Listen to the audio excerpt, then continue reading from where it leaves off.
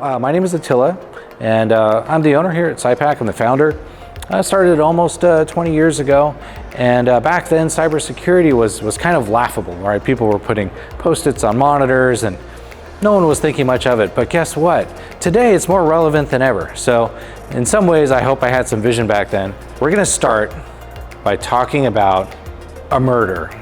Yes, a murder. And a murder happened at this person's business. And this person, his name is Daryl.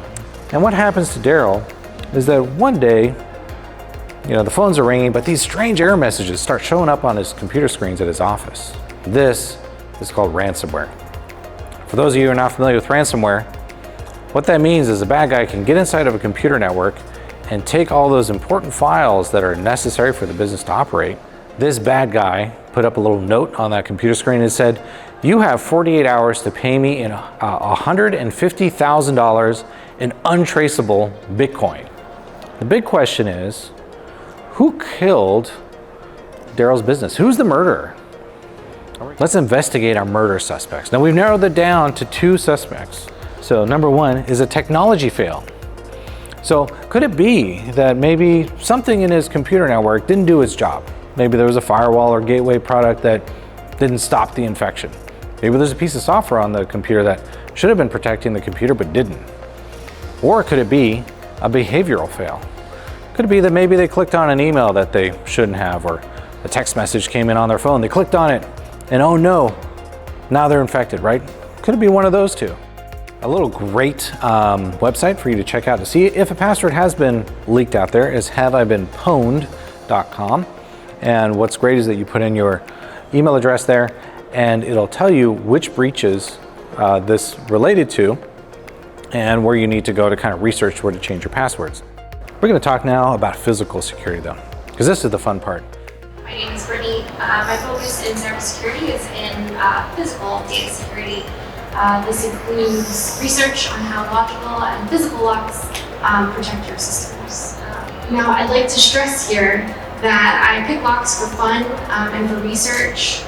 In the lockpicking community, we have a set of rules that we follow to set us apart from bad guys. The first being, we won't pick locks that we don't own or don't have permission to pick. Because we're not here to break in, we're here to protect you, we're the good guys. Sometimes they might use what's called a bypass method, where they won't even have to interact with the lock at all. They won't need a combination, they won't need a key. They can do something as simple as a soda can to bypass the combo entirely and open the lock. It's called a shim. So this shim is created out of your everyday soda can.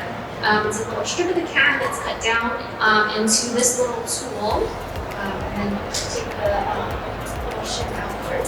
And you're going to place it with the pick facing towards you into the bottle. Jiggle it in as far down as possible. It's going to go on the left side of the shim. Right there. And so we're going to make sure these little flags are focused at the 12 o'clock position. So we're going to all right. There. Then the next step, you're going to pinch these flags and kind of jiggle it around to the 9 o'clock position.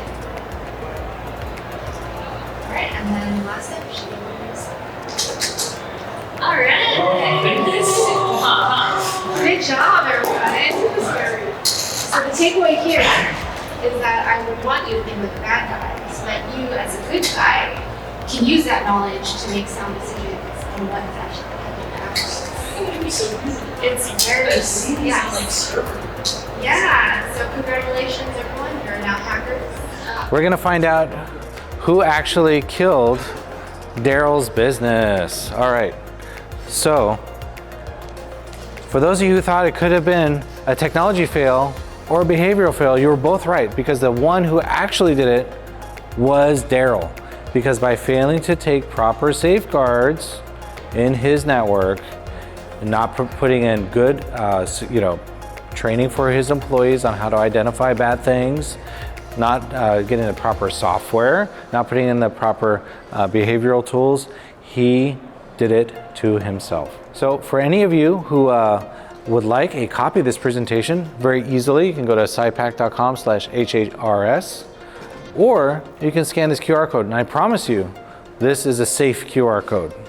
We didn't talk about QR code safety, but we also do have an upcoming book. And you can go and go to this website and sign up. We're going to give out free copies to everyone who signs up at any of these events.